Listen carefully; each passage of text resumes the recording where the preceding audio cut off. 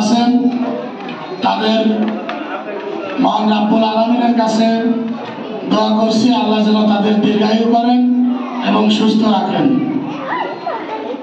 আজকের এই বিজয় দিবসে আমি আমার আল আজহার শিক্ষা পরিবার যে লক্ষ্য উদ্দেশ্য নিয়ে আজকে এই অনুষ্ঠানের আয়োজন করেছে এবং যে লক্ষ্য উদ্দেশ্য নিয়ে আল আজহার একাডেমি যাত্রা শুরু করেছে, আমি তাদের সফলতা কামনা করছি।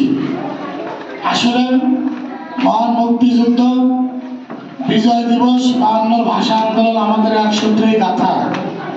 আমাদের এই যে কচি কাঁচা শিক্ষার্থী, এই শিক্ষার্থীদের আমাদের মহান মুক্তিযুদ্ধ থেকে শিক্ষা নিতে হবে।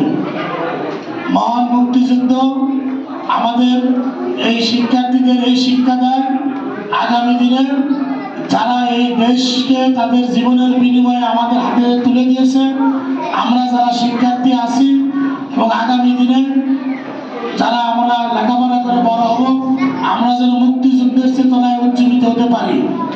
মুক্তিযুদ্ধের চেতনা বলতে কি বোঝায়? মুক্তিযুদ্ধের চেতনা বলতে বোঝায় দেশকে ভালোবাসতে হবে।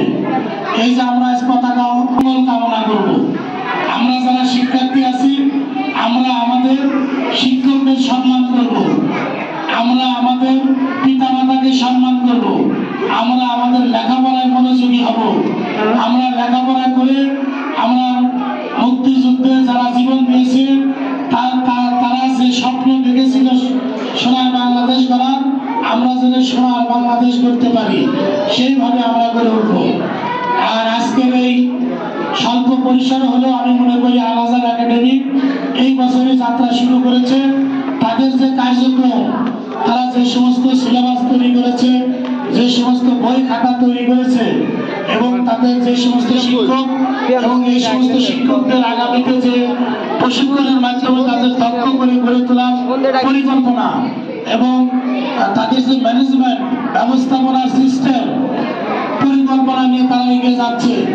আমি আশা করি আল আজহারের যে সমস্ত ক্ষুদে শিক্ষার্থীরা এই বিদ্যালয়ে ভর্তি হয়েছে বা ভর্তি হওয়ার সিদ্ধান্ত নিচ্ছে, আমি মহান রাব্বুল আলামিনের কাছে তাদের জন্য দোয়া করি অবশ্যই তারা আল আজহার থেকে লেখাপড়া করে একজন সুযোগ্য নাগরিক হিসেবে গড়ে উঠবে, যেখানে শিক্ষার্থী শুধু বাংলায় নয়, ইংরেজিতে, আরবিতে, খেলাধুলায়, সংস্কৃতিকে, চিত্রাঙ্কনে, বিভিন্ন অ্যাক্টিভিটিসে তারা এই দেশের একজন সেরা নাগরিক হিসেবে গড়ে উঠতে সক্ষম হবে।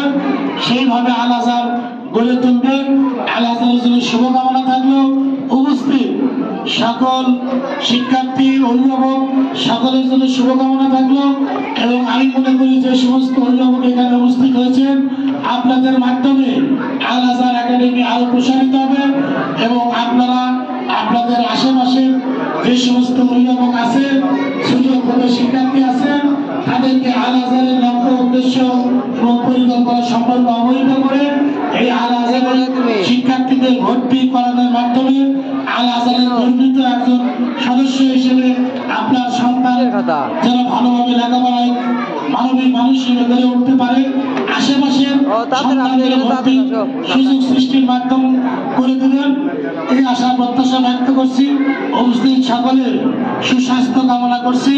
মহান আল্লাহ রাব্বুল আলামিন যেন আমাদের সকলকে ভালো রাখে, সুস্থ রাখে এবং আমরা যেন সকলে মিলে এই বাংলাদেশকে একটি স্বপ্নের সোনার বাংলাদেশে পরিণত করতে পারি, এই আশা প্রত্যাশা ব্যক্ত করে আমি আমার কথা বলা শেষ করছি।